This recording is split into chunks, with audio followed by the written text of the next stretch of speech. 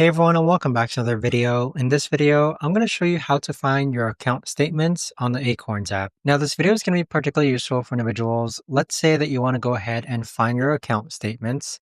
How do you actually go ahead about doing so? Now, this video is going to be short, sweet, and simple, guys. There's not going to be a lot of steps involved. Now, in order to do this, what you're first going to do is log on to the Acorns app. Next, click on your profile icon on the upper right-hand corner.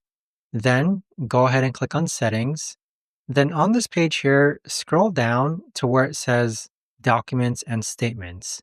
So click on Documents and Statements, and then you can actually go ahead and click on Statements again. And this is where your account statements will appear on the Acorns app. But there you have it, guys. That right there is the best and easiest way that I know of to actually go ahead and find your account statements on the Acorns app. If you guys know of a better or easier way to actually do this, let me know in the comments down below. I would love to know.